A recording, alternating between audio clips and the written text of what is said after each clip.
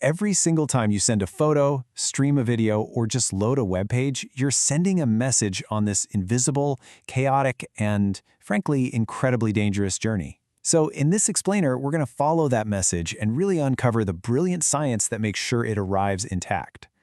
I mean, it really does seem like magic, doesn't it? You hit send, and poof, a perfect copy appears on a screen halfway around the world. But to get there, that perfect digital file has to survive a trip through the messy physical world. And that world, well, it has one primary goal: to corrupt your message. And this is it. This is the fundamental antagonist of all communication. It's not silence. No, it's a constant, random barrage of interference that wants nothing more than to turn your perfect signal into meaningless static. Every single piece of communication technology is, when you get right down to it, a weapon designed to fight this one enemy. Okay, so our first step is to understand the battlefield. Your message has to walk this kind of tightrope between the perfect world of digital information and the chaotic reality of physical transmission.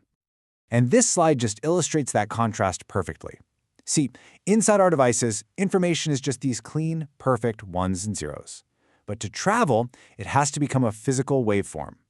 The moment it enters the real world, that perfect signal gets corrupted, distorted, and attacked by noise. The receiver never ever gets the original, it gets a corrupted version and has to make a really highly educated guess, an estimate of what was actually sent. And this enemy, noise, it's not just one thing. It's like an army. It's the thermal heat from the electronics themselves. It's man-made interference like a passing car's ignition system. It's atmospheric stuff like lightning. And if your message isn't a wire, it's even crosstalk from other signals in the cables right next to it. It is coming from everywhere all the time. So if the journey is so dangerous, how do we prepare our message to survive it, right? We can't make the world less noisy, so we have to make our data tougher. We basically give it armor plating before it ever leaves the gate. This whole preparation process happens in two really crucial steps. First, we make the message as small and efficient as possible. That's called source coding. And second, we make it resilient and robust. That's channel coding. Okay, let's break those down. Source coding is all about efficiency. Think of it like this. Instead of writing out the phrase, "a picture is worth 1,000 words," over and over again, what if you just created a little dictionary where the number 1 means that entire phrase? It makes the message way smaller and faster to send. And that's exactly what compression algorithms, like the famous Lumpel-Ziv method, do for our data. Now for the armor, this is channel coding, pioneered by geniuses like Richard Hamming. What it does is cleverly add extra redundant bits to the message. Now, this isn't just random padding. It's more like a mathematical puzzle that's been woven into the data. This allows the receiver to solve the puzzle to find and fix any errors, making sure the message arrives correctly. It's so smart. Okay, so our message is compressed and it's armored up. It is ready for the journey. But how does a string of ones and zeros actually travel through the air or down a wire? Well, this is where modulation comes in. It's basically the translator between the digital and the analog worlds. Modulation takes our ones and zeros and impresses them onto a physical carrier wave, like a radio wave, by changing its properties, maybe its amplitude or its frequency. It's literally teaching the data how to sing in a way that the physical world can actually carry. And that song, it travels down two main types of channels.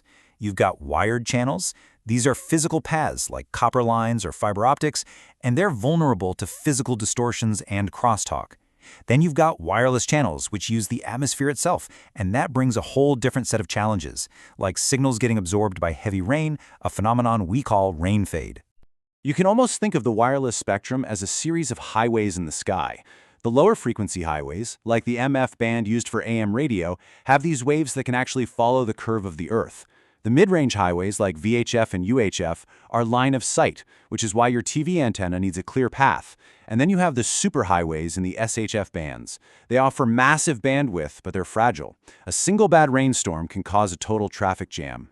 So with all this noise and all these channel problems, you have to wonder, is perfect communication even possible? Well, back in 1948, a man named Claude Shannon answered with a resounding yes. And this quote, this is the core of his whole theory. He proved that as long as you don't try to send information faster than a channel's maximum limit, you can, in theory, achieve totally error-free communication. And that limit is called channel capacity. For any channel, A copper wire, a fiber optic cable, the air between two antennas doesn't matter.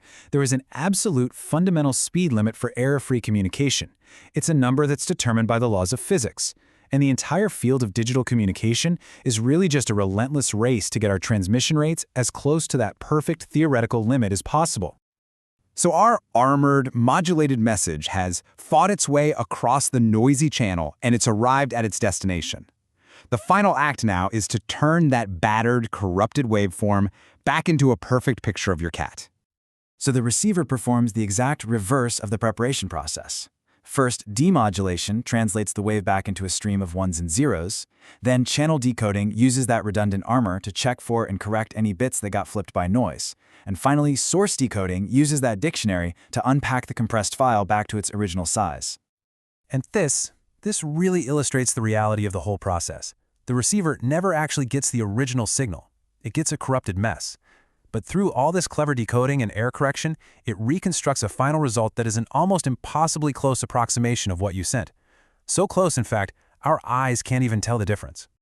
And just think about this entire journey, the compression, the armoring, modulation, transmission through chaos, and then perfect reconstruction, it doesn't just happen for one photo. It happens for every single bit of every single email, video call, and web page you view.